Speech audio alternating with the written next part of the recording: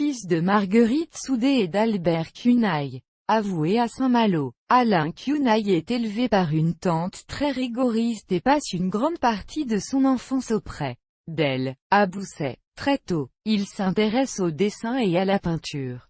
En 1923, il est élève de l'École des Beaux-Arts de Paris. Encore très jeune, il réalise des décors et dessine des affiches pour le théâtre et le cinéma, en particulier pour la rue Sans-Joie de Pab en 1925. Gribiche de Jacques Feder en 1926. Il s'intéresse aussi à la psychanalyse et au surréalisme. Fréquente André Breton, Roger Vitrac, Antonin Artaud, Robert Desnos et, par l'intermédiaire de Pierre Reverdy dont il devient l'ami, rencontre Georges Braque et Pablo Picasso. Tandis qu'il poursuit une carrière de décorateur, il découvre le métier de comédien par une amie suédoise et devient l'élève de Charles Dulin qui lui déclare « Tu peux te consacrer au théâtre si tu le veux ». En 1939, Édouard Bourdet, administrateur de la Comédie Française, lui signe un engagement pour jouer dans Phèdre aux côtés de Marie Belle. Mais la guerre interrompt le projet. C'est la même année que, déjà connu dans le monde du théâtre, il fait ses premières apparitions au cinéma dans Remorque de Jean Grémillon et Madame sans gêne, de Roger Richebé. La révélation auprès du public vient en 1942, dans Les Visiteurs du soir de Marcel Carné où il tient le rôle du ménestrel Gilles qui a passé un contrat avec le diable. Il apparaît encore dans Le Baron fantôme, de Jean Cocteau, en 1943. Pendant la guerre, il rencontre Paul Claudel qui le choisit, en 1944, pour incarner Pierre de Cran dans l'annonce faite à Marie. C'est le début d'une passion pour Claudel qui durera jusqu'à la fin de sa vie. Après la guerre, Cunaille participe au Festival d'Avignon et rejoint le Théâtre National Populaire de Jean Vilar, où il joue Shakespeare, Anouilh, Sartre, Pirandello, Claudel. Il continue parallèlement d'apparaître à l'écran, dans le cinéma français comme dans le cinéma italien. Sa carrière en Italie débute en 1950. Lorsqu'Osio Malaparte lui confie le rôle principal dans Le Christ interdit.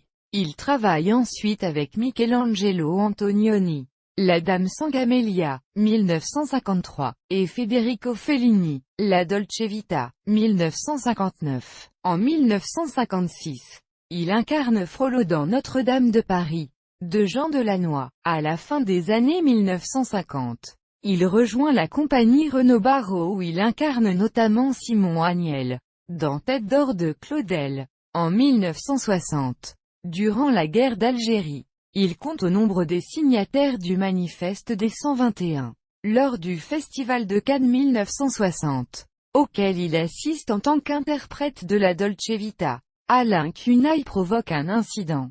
Choqué par le mauvais accueil réservé au film L'Avventura de Michelangelo Antonioni, il assiste le soir même à un dîner de gala pendant lequel se produit le chanteur Dario Moreno, ne supportant pas que l'on fasse un triomphe au pitre. Moreno après avoir hué Antonioni. Alain Cunaille invective publiquement le chanteur. Il est alors exclu du festival par le délégué général Robert Favre-Lebray. En 1974, Alain Cunaille tient le rôle de Mario, théoricien de l'amour libre. Dans le film Emmanuel, il déclare par la suite « J'ai joué dans Emmanuel pour me débarrasser de l'estime des gens que je n'estimais pas ». À partir du milieu année 1970, il espace ses apparitions, tant sur les planches qu'à l'écran.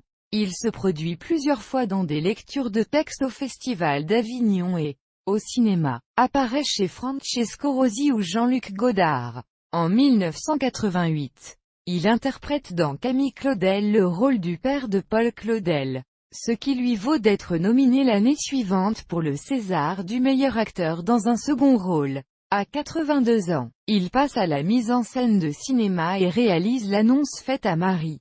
D'après la pièce de Claudel, il tient son dernier rôle à l'écran en 1992, dans le film Le Retour de Casanova.